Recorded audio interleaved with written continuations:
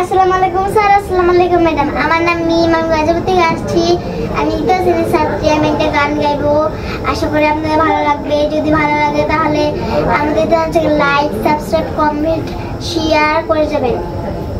আমাদের চ্যানেলটির নাম আইডল বাংলাদেশ।